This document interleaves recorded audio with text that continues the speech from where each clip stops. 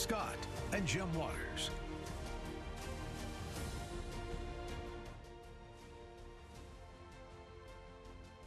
And good morning, Kentucky. This is Kentucky's Voice, your conservative Christian program on 970 WGTK AM radio and simulcast on WBNA TV 21. I'm Bob Scott, and joined today with my co-host, Tom Fawbush, a.k.a. the Tom and Bob Show, as we like to call it affectionately around here. Yeah, welcome, Tom. That's the only uncopyrighted version we can use, so people... That's right. Because there is a Bob and Tom show out there. There really is a Bob and Tom show that is syndicated. That's right. But anyway, if you'd like to join in the program today, you can call or text us at 502-571-0970. Again, that number is 502-571-0970. We'd love to hear from you. Before we dive into today's show, I do want to take a moment to acknowledge the heartbreaking tragedy that we've been talking about since Tuesday involving the UPS cargo crash that happened, as I mentioned earlier this week. Our hearts and prayers go out to the families, the co-workers, and first responders impacted by this tremendous loss. It's in moments like these that we truly see what makes Kentucky so special. People coming together right now from all over the area, the state, the nation, that's showing compassion and strength in the face of this tragedy. The UPS pilots of Flight 2976 bound for Honolulu, Hawaii, their names were just released. They are Captain Richard Wartenberg of Independence, Kentucky, First Officer Lee Truitt of Albuquerque, New Mexico, and International Relief Officer Captain Dana Diamond of Caldwell, Texas.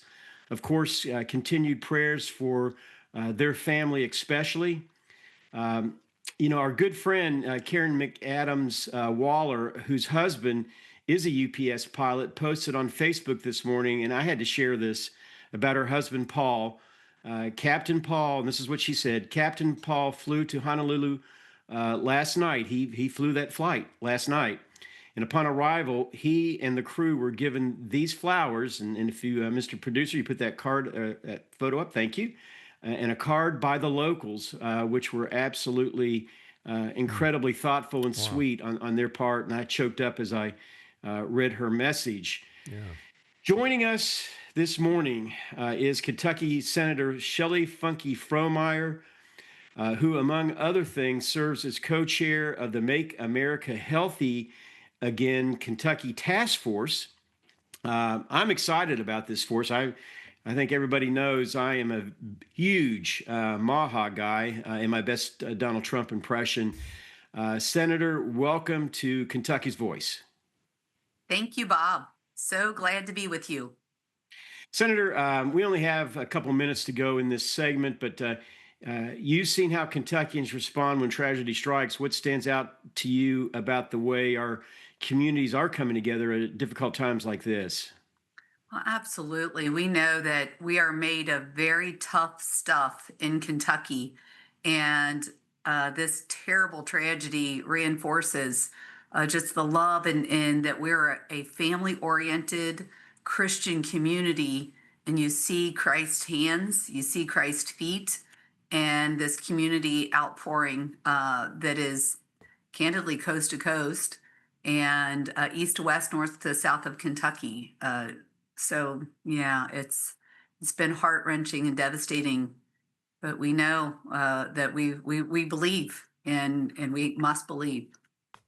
Amen. And at the end of the day, it is our faith in Christ that makes it a difference. Over the next four segments, Senator Funky Frohmeyer is going to be joining us. We're going to explore how Kentucky is helping lead this new national model for health, the MAHA movement, as it's being called, working alongside federal partners, our farmers, our schools, and our educators.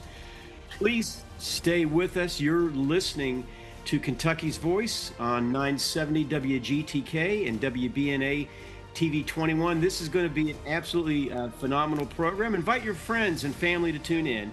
Stay tuned. We'll be right back after this short break.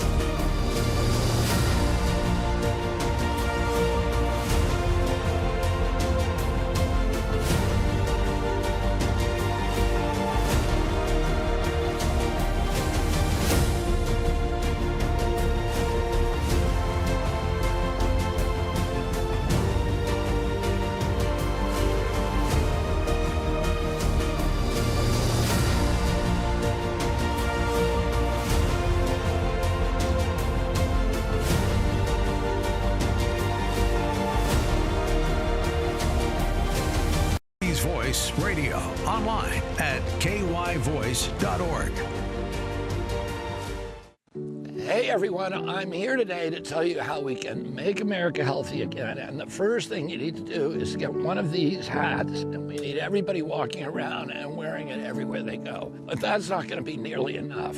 That's why I'm partnering with President Donald Trump to transform our nation's food, fitness, air, water, soil, and medicine. Our big priority will be to clean up the public health agencies like CDC, NIH, FDA, and the U.S. Department of Agriculture. Those agencies have become sock puppets for the industries that they're supposed to regulate. President Trump and I are going to replace the corrupt industry-captured officials with honest public servants. We're going to steer resources to meet our nation's biggest health challenge, chronic disease.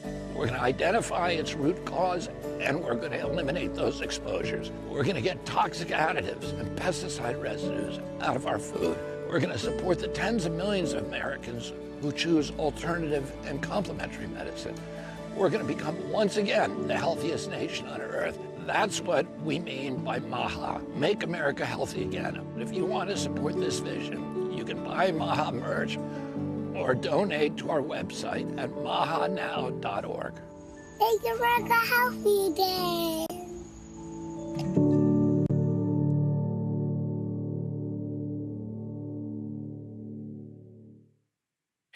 And welcome back to Kentucky's Voice. We are joined today by Senator Shelley Funky Frohmeyer, co-chair of the Make America Healthy Again Kentucky Task Force. Senator, let's start with how Kentucky is working hand in hand with federal leadership right now. I know you've been to Washington several times to have discussions with Senator Kennedy's leadership team there, as well as you've actually had the opportunity to meet him, and I believe you had said in January. But share with our listeners and viewers a little bit about that. Thank you, Bob. We've been so excited. The legislative session in Kentucky started January of this year. And on January 20th, when going to D.C. for President Trump's inauguration, one of the experiences that is so special is the different balls that you might be able to attend. And we attended the MAHA ball. I have never seen so many beautiful, crunchy people all in one room. And it did inspire me when I got back to Kentucky to fairly quickly file a resolution around the efforts of making Kentucky healthy again. Yes. I have said since I was newly elected in November of 22 and took office in January of 23 that we need a wellness revolution in Kentucky. Amen. But to my fellow members of the state Senate and the House, what part of your legislation is making Kentucky well? We need a wellness revolution. And so I absolutely made it a priority when my husband and I were driving to DC for the inauguration that we're going to, one way or another, make it to the ball. And you would be so pleased that our Senator Rand Paul and our Congressman Thomas Massey kicked off the ball and welcomed Kennedy into the role. I felt so proud to have two Kentuckians leading that charge. And of course, we all know that those same two Kentuckians worked with diligence to get Kennedy cleared through all the hurdles to become our IHH secretary. And unfortunately, I'll have to correct you just a little bit. I have not made it back to DC since then. Okay. Our legislative session was so intense, and we wrapped up in March. And then I continue on that wellness revolution. I was in Aspen, Colorado in April talking about Ibogaine. Speaking of sort of root cause wellness, that's literally a root out of Africa. We can talk about that more. But that holistic health approach and taking another approach to wellness around our number of veterans and first responders that are dealing with PTSD, our number of drug addicted friends and neighbors that are really not in the workforce, or if they are, they're not working optimally. There's just so much importance around this wellness movement to help Kentucky be great again, to help Kentucky achieve this wellness. So, yes, we were able to form this task force, and this task force has been very impactful in signaling to Kentucky some of the changes that are afoot and changes that may require some legislative input.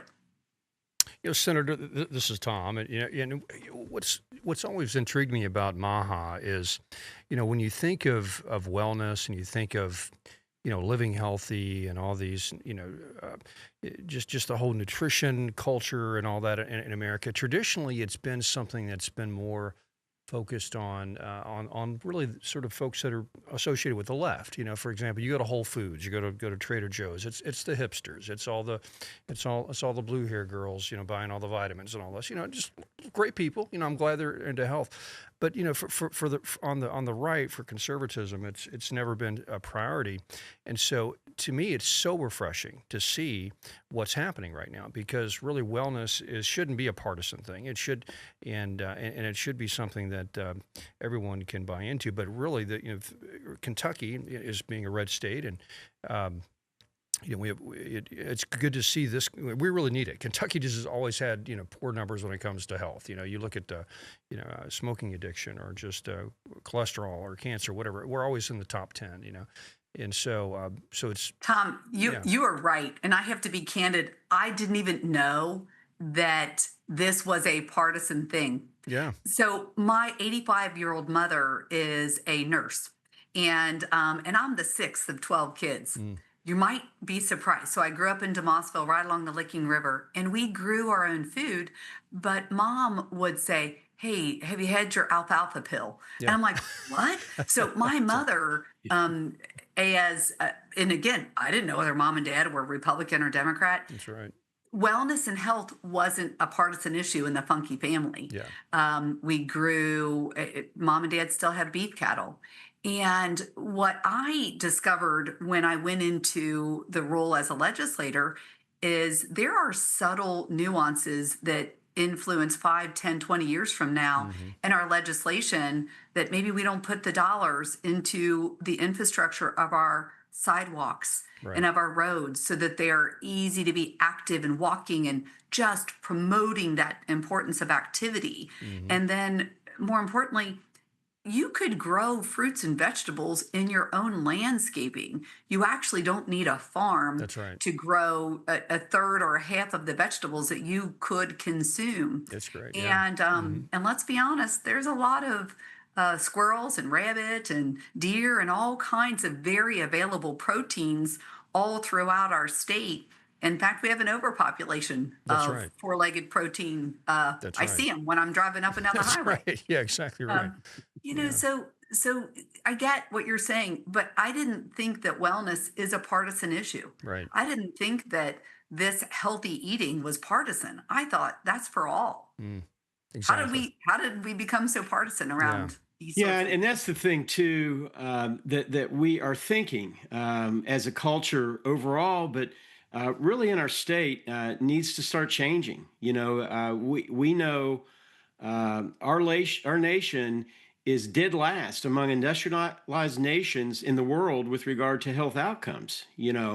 And that's something that we've been seeing the statistics on here, especially since the Trump administration has come in and RFK Jr. has taken up his leadership role within the HHS department, and it's exciting to see. I'm just feeling reinvigorated with regard to getting the mindset, which what Tom was saying and you were saying. We need to get away from this idea of it's a Republican Democrat thing. This is an American thing. That's right. That we need to dive into. We have just a couple more minutes to go in this segment, I Hey, guess. Bob, can I make a point real quick? Yeah, please do, I Tom. think part of the issue too is, we've had a pretty free market system. We've had strong Republican leadership and for over the past several decades. And I can say this as a Republican, as a capitalist, as a free market guy. sometimes the free market, if you let corporations run unchecked and you don't have a strong, fair playing field, it can evolve into some sort of crony capitalism where it can come in and start corrupting the institutions that are there to regulate and those corporations. And that's why you need a strong referee in the free market, and so I think that's what MAHA represents in so many ways. Kennedy is saying, hey, we've let the foxes run the hen house, and it's time to actually have some referees here. So, but anyway. I feel like you're spot on, Tom, and I really appreciated Kennedy's words at the start of your segment, Bob, that we've got to clean up these public health agencies. They were perceived by me and many other mothers and leaders to be the voice and the trusted resource, but they're not. Yeah, well said. Well said. As are obviously phenomenal words, Senator and Tom. We're going to be right next. We are going to be coming back with Senator Funky Frohmeyer. You're listening to Kentucky's Voice. We'll see you on the end of this break. Are you ready to stand for truth? Kentucky is at a crossroads, and we need voices that won't back down. This is your moment to rise, speak up, and be part of a movement that's changing the narrative in the Commonwealth. Oh, that one gives me chills, Kentucky's too. Voice is calling on bold citizen journalists, fearless editors, and those unafraid to speak truth in the public square. Volunteer, intern, contribute. Scan the QR code or visit kyvoice.org to join the fight. This is more than media. This is your moment. You are Kentucky's voice.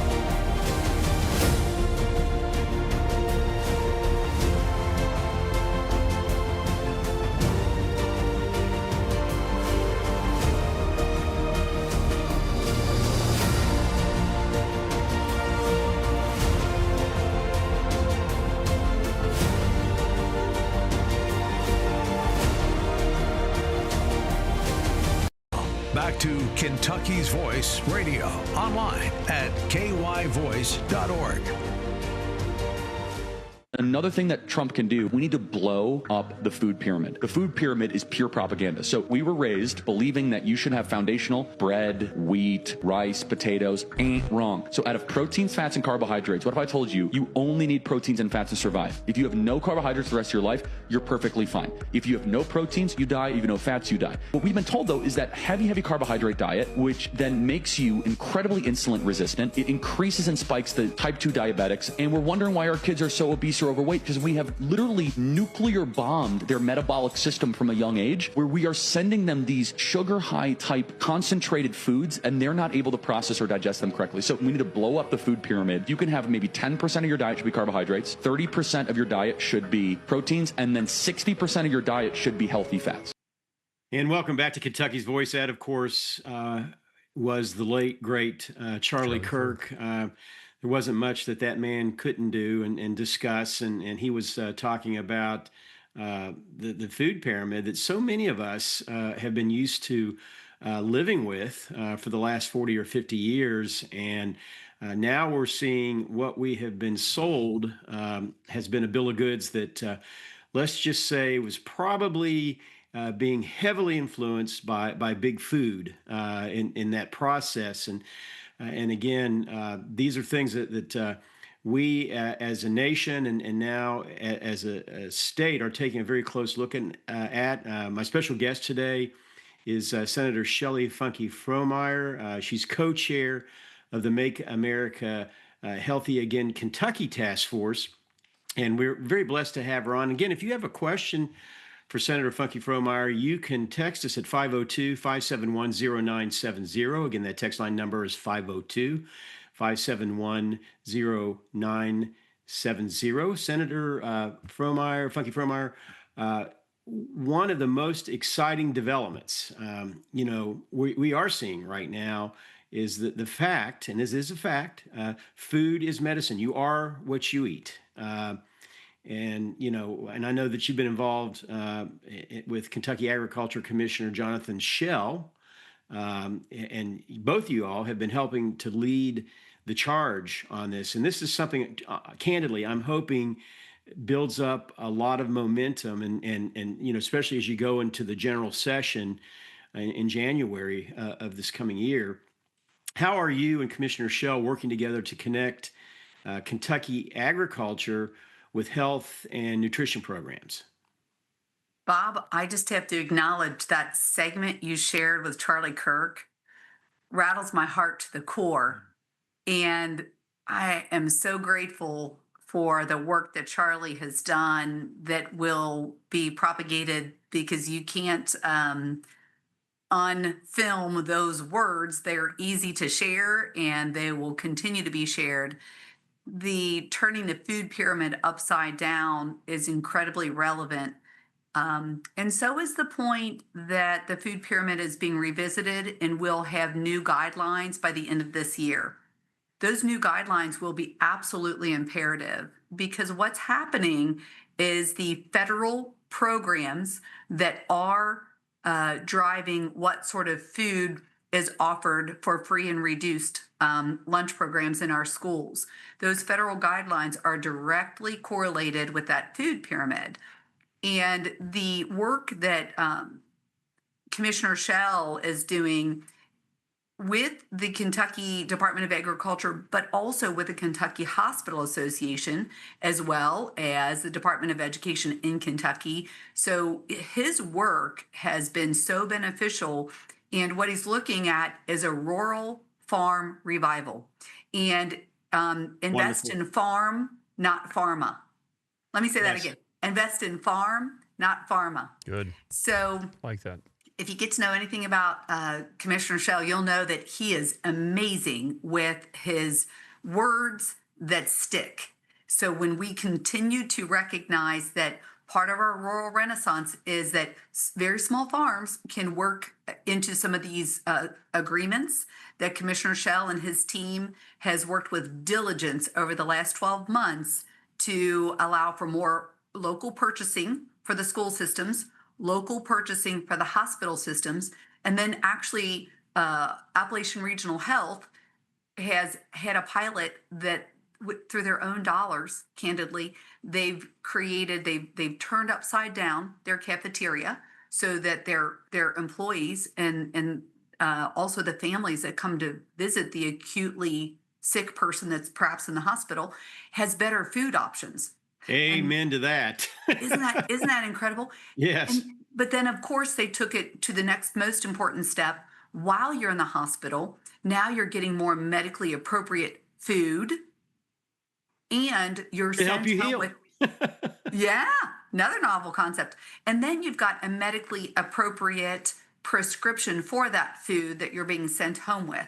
So, one of the reasons on Wednesday in the Make America Healthy Task Force, we had the 5 MCOs plus Anthem to present to us, really to signal this is crucial, this is beneficial, we're seeing results, people are getting better health outcomes, and they're reducing their reliance on the pharmaceutical. They're starting to see, of course, what is the side effect of too much vegetables and too much great quality protein? Energy. So your energy is improving, but what's the side effect of that pharma or that pharmaceutical? Well, it could be a number of muscle aches. Yeah, just watch any commercial and you'll hear about the side effects. Yeah, Oh, how right, about right. that? Isn't that scary? Like, I hope no one has any skin disorders because all of the skin pharmaceuticals, and by the way, guess what? Your skin is a direct reflection of how healthy your gut. Your gut is fed by that fabulous fruits and vegetables. And most importantly, as Charlie said, it is the quality of fat. It is the quality of protein. If all you had was great quality fats and proteins, you'd be well fed and you'd be on track. But we overfill ourselves to about 90% of the carbohydrates and maybe fill in with a little bit of fat and protein, which fat doesn't even make the food pyramid. It doesn't even make the school Which is nutritional amazing. allowance. Yeah. Yeah. It's been demonized. Tom, do you have a question? No, I'm just listening. I just totally agree with this. And for example, you can go to different cultures around the world, like the Eskimos. The Eskimos, they can't grow anything, right? It's all snow and ice. So all they eat is meat and fat. The blubber and whale blubber and seal. And they're healthier than it. They have no cancer, no high blood pressure. So you can live on those type of diets, and your body can flourish on that. Actually, you can create your own vitamins and minerals. Believe it or not, That's a right. lot of people think you have to go on a lot of That's right. vegetarian diets to Right. get all these That nutrients. salmon. Yeah. When they talk about the Mediterranean diet, sometimes the Mediterranean diet is so full of some of the fishes that Yes. could be a little fattier, but it's full of the delicious olive oil Yes. or olives, and but those olives and avocados are very fat, quote unquote That's fat. But it results in brain health because your brain is actually a fat head. So That's if it. you're not having much fat, then your brain becomes very hungry and foggy and less quick on the uptake, and recognizing that we are missing fat in our diet. Absolutely. I'm a big butter fan. I love to cook just about everything in butter. Yes. I am with you on that. Yeah. And in fact, about every meal I have, I've got natural grass-fed butter as a part of that option. And I'm not saying I'm in great shape, but I'm not obese, certainly by any stretch of the imagination. So that has been a lie that's been sold to us for far too long. And we have about a minute to go in this segment. Bob, do you can I see- mention our stand appeal? We have we're trying to do some fundraising for the Lord's Kitchen, which deals with Yeah, feeding good. people, feeding the homeless and those that are struggling. And right now, there are a lot of people struggling because of the government shutdown. The SNAP benefits have been pulled back, and there are some people that are worthy of this that are generally having issues. So the Lord's Kitchen and nonprofits like this are here to help people make it through this time. So you can call this number 502-213-9543 to give. Really, it should be our friends and neighbors helping the needy in our community. It shouldn't be the government. It should be you and I doing it. And so this is maybe a, I don't know, it's a sign of where we could go. But we'll be right back on Kentucky's Voice. We'll be back with Senator Shelley Funky Fromeyer and Bob Scott on Kentucky's Voice.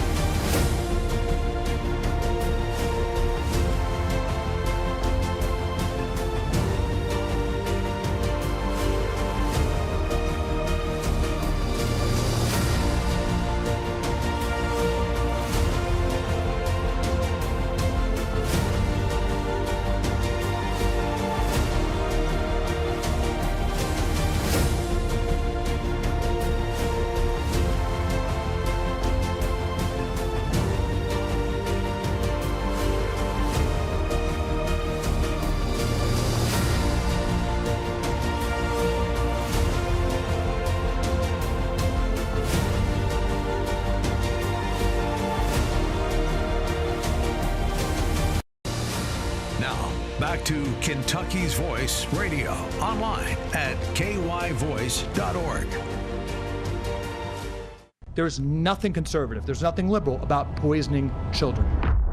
Taking a live look now at the Texas state capitol, where today Republican lawmakers introduced a package of legislation they say will make Texans healthier. There's no reason that 15% of SNAP should be going to soda companies. Americans eat 152 pounds of sugar and 133 pounds of flour per person per year. So these chemicals are there so that kids can consume more, because they understand that if you get a kid addicted to your food, you have a customer for life. But when our kids eat school lunch, they're consuming substances that other developed nations have deemed either unhealthy or dangerous for their own citizens. The food and the pharmaceutical industries profit from this crisis. This is a national emergency. The devastating impact of these chemicals in ultra-processed food is undeniable. They increase the risk of ADHD, obesity, cancer, and immune system disorders. And yet, despite the billions we pour into healthcare in the state of Texas and the nation, we are getting sicker. The question is why?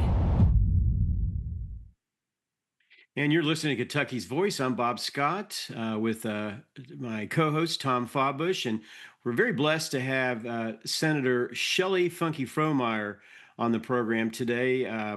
She is leading the effort in our state to make Kentucky healthy again, I should say.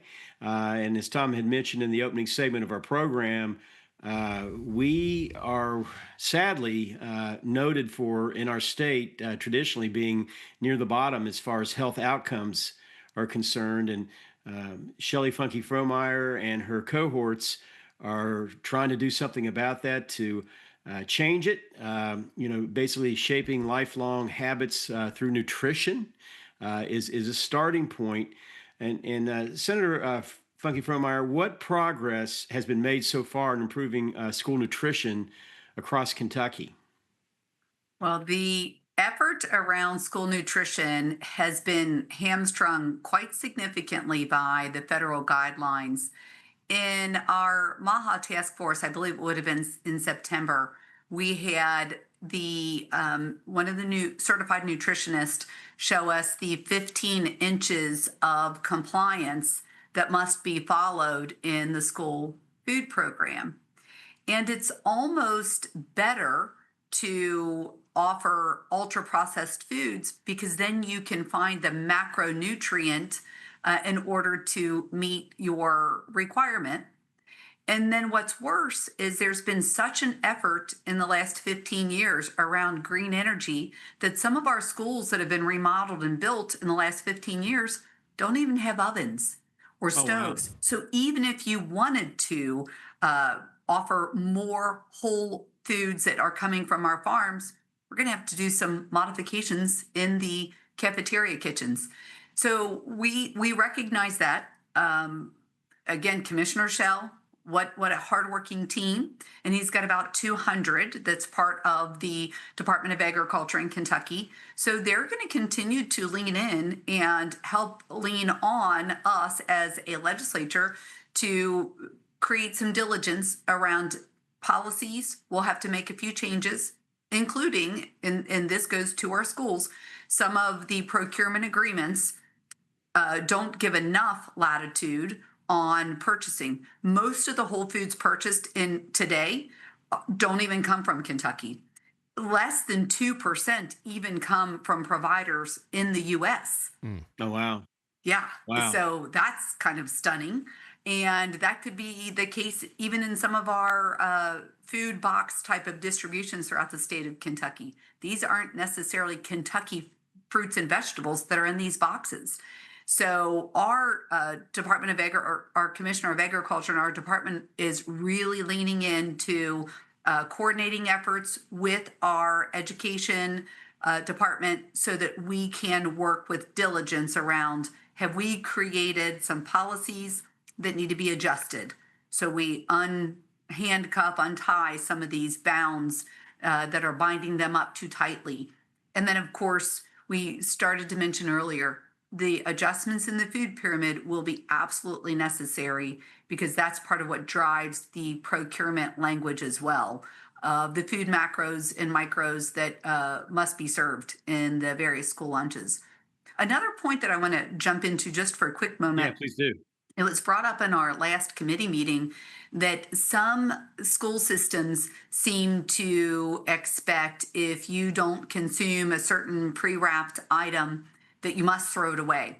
Other school systems in Kentucky create a place that if you didn't eat it and it's wrapped and maybe it's a banana or it's an apple, place it on this table and any student can grab, they're still hungry, they can grab that and go. So there seems to be some confusion from school district to school district. And by the way, we have 170 in Kentucky. Yeah. So let's provide more consistency so that we're not wasting these whole delicious foods that could be tossed in your backpack and take that home as well.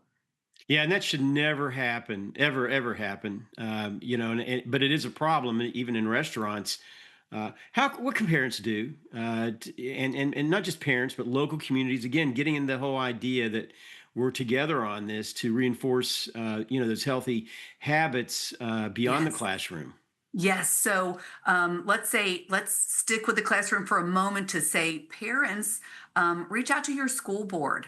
Let your school board know how important it is to you to have a great quality lunch offering and a great quality breakfast offering. So talk with your school boards, talk with your teachers, talk with your school superintendents. Really be so clear as parents of students in elementary, middle, and high school how important this is to you. There are some very innovative programs throughout the state, but not consistently, where we've got more programs around the consumer health science. So young people starting to be creating food plans and helping in the cafeteria preparation, some culinary programming. So let's keep working on the programming within our curriculum as well. So that's where parents can really say, hey, I would love this to be part of the curriculum and hands-on learning for my student as well. So really be a voice. We do have that opportunity as parents, and we've got more of a voice than perhaps we've been invited to share. Use your voice. It matters. Yes. Amen. Tom? Yeah, I was going to say this, if you're a traditional conservative and you've thought about these sort of issues before, in the past, it may be, you had some reservation about, well, here the government is coming in, trying to regulate things, trying to change things.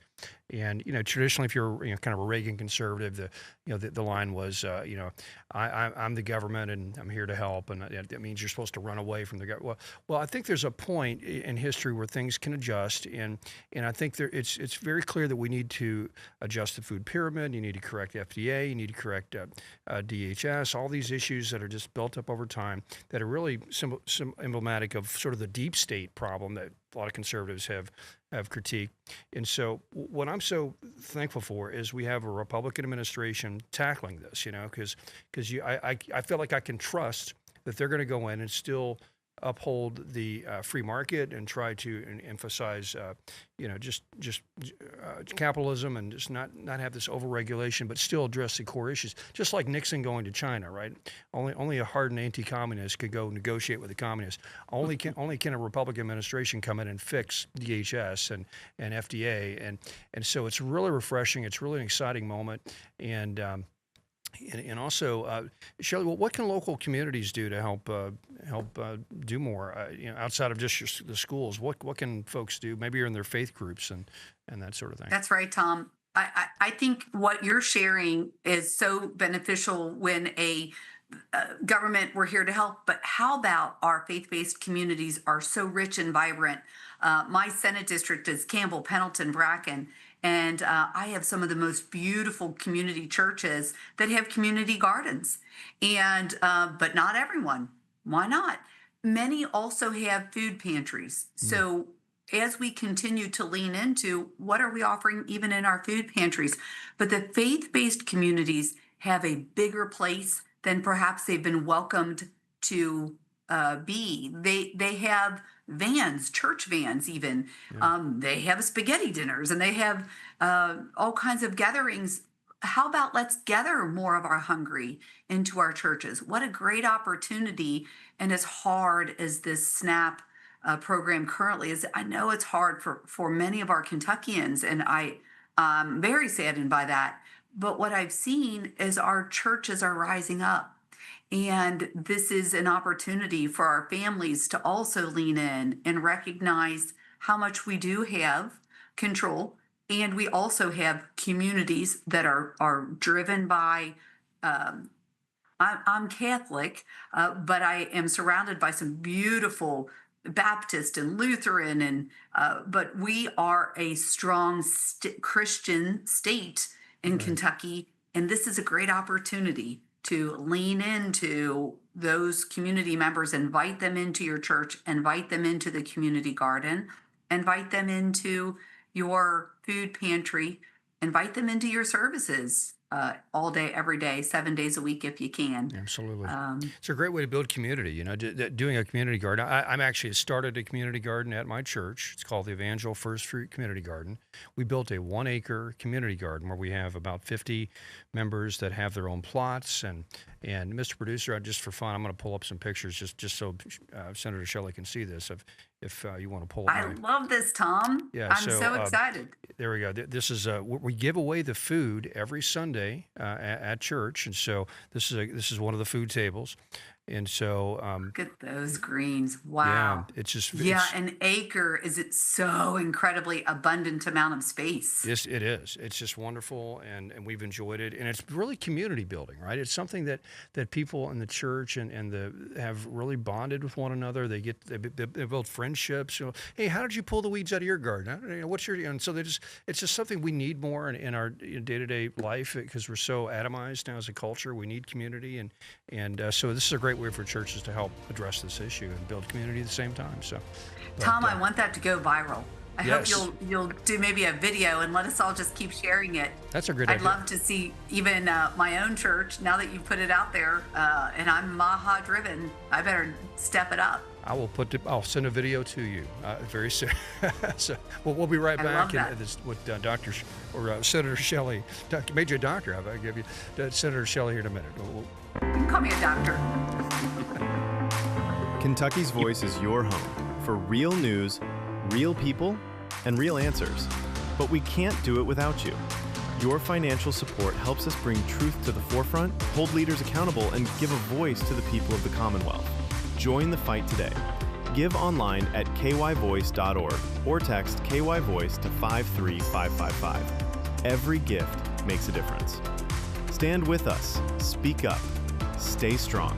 You are Kentucky's voice.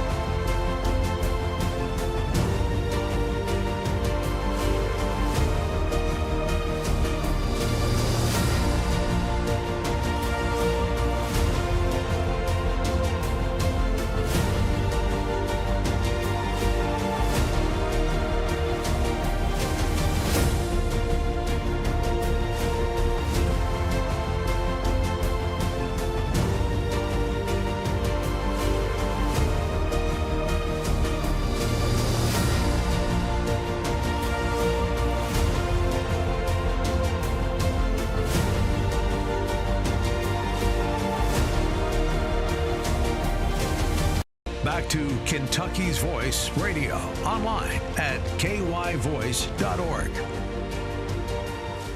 The MAHA movement, they largely get the problem right. That's why it's so effective. They really have tapped into something in a very bipartisan way across the board that we all feel, because, maybe we can talk a little bit about how this left to right change in wellness has happened, but many of us in public health have been talking about these same problems that MAHA is talking about, right? We do have a lifestyle-related chronic disease issue. That's why I got into this field and started studying chronic disease prevention, a decade and a half ago. We do have a food environment that is nearly, by best estimate, 70% ultra-processed food. And there's a reason for that. And we do have, systems that are not built for us to be healthier. They're really built for corporate profit and for the profitability of them. And so those truths are there, and they really latched onto those. The issue is that they got the causes of those issues largely wrong. And when you get the causes wrong, you're going to get the solutions wrong, and you're going to miss the mark on the solutions. And your solutions either will be kind of benign and not make any impact, or they'll be harmful in some cases. And that, of course, was Dr. Jessica Koenig talking about really the importance of MAHA and the impact. And, she made a point of saying something that we were talking about earlier in the program, where you really have seen a shift, and Tom was talking about it being more of a left-centered discussion, where it's now moved to the right-hand side of the aisle. But where we're at right now, our thought process is, let's just get it back to center. So make it mainstream. And it does need to be mainstream. That's absolutely critically important. This is one of those topics, folks, that we can all join hands together, forget the politics of it, and come together for not just ourselves, but more importantly for our children and the future of our children. And again, if you just tuned in, this is Kentucky's Voice. I'm your host today, Bob Scott, along with my other co-host, Tom Fawbush. And we are continuing our final discussion with Senator Shelley Funky Frohmeyer from Northern Kentucky. And, it's exciting to see, for me personally, I almost died not so long ago because I was in a situation with ulcerative colitis, had been bleeding for like 9 straight months. I will tell you, Big Pharma was failing me. The drugs I was taking, in fact, candidly, it was making my condition worse. And it was finally, by the grace of God, discovering a natural, more holistic way of healing. And guess what? When I started implementing that and stayed diligent to that, along with a lot of prayer, I got better. To where I can sit here today and say, I'm healthy, and we had talked about earlier, if you have your health, it's not the amount of money that you have, it's your health, at the end of the day, that's going to be the most important thing. And, that's right. and that is something. Health is wealth. Yeah. Yeah. And health really is wealth, Tom, and no ifs, ands, or buts about that. And, I guess I started to call you Dr. Funky Frohmeyer, but anyway, I've been accused of that before. Boy, by the time you leave the show today, you're going to be known as Dr. Frohmeyer, Surgeon General. But how is realistically Kentucky's universities, professional schools integrating wellness, nutrition, lifestyle, health into their programming? We know that universities as a whole, and I've talked to a lot of doctors, that they have failed. They get an F as far as really teaching the doctors and having them understand the importance of health and nutrition. Where are we at that as far as our universities in this state? Yes, you're spot on. The doctors will give themselves an F as well. And Dr. Attia has really become a voice for pressing the medical profession to lean into their understanding of sleep, movement, and nutrition. Yes. And so we've had some very meaningful impact in our conversations during our MAHA task forces. And Dr. Capilouto from UK, President Capilouto, invited our task force. So we visited UK and spent some time, and we even invited the academic professional that puts together their nutrition coursework for their medical school and their medical program, but it's still an optional course. It's not required curriculum. So we're continuing to lean in. In our last task force meeting just 2 days ago, had the Kentucky Medical Association, and we had Dr. Jones present, and Dr. Jones kind of acknowledged that this is not something required. They're going to continue to lean in as Kentucky Medical Association to the importance of nutrition education for all the professionals, not just your medical doctor, but your physician assistant, your nurse practitioners, your nurses, so that we're driving this through the curriculum. One of our very first task force meetings, we invited this Dr. Huber, going to your, thank God, Bob, that you're on track. We invited Dr. Huber, who spent 20 years as an ER doc and has now spent 15 as a functional medicine doctor. And he's kind of saved my husband's life from a very similar sort of gut health issue, gut health crisis. And we've been working with Dr. Huber. But your point earlier about the cost of that, when an insurance company isn't acknowledging that is important relative to prevention or even maintenance. So you can spend $200 on some of these tests, but your insurance company may not cover it. But they will cover $1,200 for a certain amount of monthly prescription that my husband was prescribed for his... That's treating symptoms and not getting at the root cause of the problem. Right. Yeah. So we will continue to lean in as a Kentucky legislature on the ongoing curriculum. We know that that is a federal standard in order for doctors to receive their licensure, and so we will continue to lean in, and we've made that clear with IHH Secretary Kennedy that that is very important to Kentucky.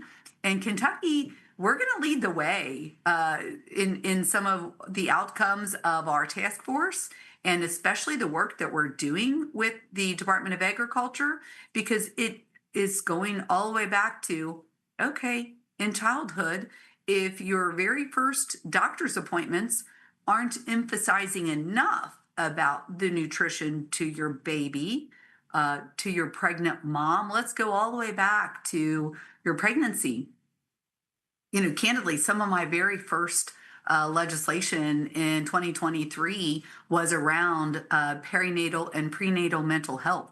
And what we're discovering is that mental health is missing when your nutrition is way out of whack. That's right. Of course, it's missing when your sleep is out of whack, and so is your exercise. The most important for all of us is great sleep. That's twice as important as nutrition and exercise. 100%. But exercise is a daily commitment, and it's a good 20 to 30 minutes per day, per week that is missed. It's not talked about enough. But then, of course, nutrition, it's not that complicated. Let's go all the way back to what we started with. It's not that complicated. It's really protein and vegetables. You can fill in with some fruits. You need some fats. And it's that simple. Then, of course, you're going to throw in a treat here and there. But at the end of the day, all you really need is water, protein, and fruits. Getting back to the basics, I would be remiss if I didn't talk just very briefly about what's happened in New York City, because it affects us all across the nation as far as the election of a socialist mayor there. I have a video I want to play for you and get your response to it. Zohran Mamdani just won the New York City mayoral race decisively. And if the right doesn't understand why, they're not just going to lose elections, they're going to pave the way for the very socialism that we should all be trying to prevent. And before anyone just dismisses this as liberal panic, I want to show you something, because Charlie Kirk actually saw this coming. The rise of Mamdani should be it's a coming attraction of what is coming next, but most people are missing the point of really what this is. This is yet another distress signal by young people to say, hey, if you're not going to fix our life economically, we're going to get very radical politically. Now, let's take a step back. President Trump, one of the reasons he was able to win younger voters and younger men, especially in big numbers, is that they were trying to get their leaders' attention. They said, hey, this guy, Donald Trump, he is pledging to go fix our economic anxiety. He is loud. He is going to get your attention. Donald Trump was a distress signal by a lot of young people, especially young men, that were stuck in a credit-centric renter economy. And again, this is what is the rise of Mom Donnie. It's just another iteration of this, only. And again, that young man actually in the video, for those that could see it or couldn't see it, he was wearing a white tank top. He's a graduate of Harvard. He's a conservative graduate of Harvard. I think it was in 2012, and does a pretty popular podcast. But he made some very good points that we're starting to talk about it more on this show with regard to young people, Generation Z, really the next generation coming up. And not only are they going to be important as far as the MAHA movement's concerned, but as far as just basic living is concerned and being able to make ends meet. Bob, can I tie in what to Charlie Kirk's point there? Obviously the economic situation young people are facing is challenging and it's kind of radicalizing them. But also there's a lot of nutrition and mental health issues that young people are facing. That's right. We've raised a whole generation that is very fragile because we haven't let them go out and play. And Jonathan Haidt's work on that, the anti-fragile kid. Good also, point. just if they're unhealthy nutritionally, they can't process the world in the right way, and so they freak out and they panic. And any savior that comes along that gives them some idea of safety and security, like a communist and a socialist wants to do, I can create this utopia for you. Just let me take over. That's going to be very attractive, and so there's a lot of issues economically, health, mental health. Anyway, it all ties into MAHA, and so yeah. So about 40 seconds to go. Shelley, what's your thoughts? I'm going to go back to Jonathan Schell's invest in farm, not pharma. Yeah. And that economic anxiety is a real thing. I am a mom of 5 children between the age of 33 and 28, and then my youngest is 15. So a total of 6 children. But those older 5 experience that economic anxiety that Charlie Kirk is describing, and it is important for all of us to take note. And we do need a free market, not overly manipulated and controlled as we've experienced. Senator Frohmeyer, it's Funky Frohmeyer's been our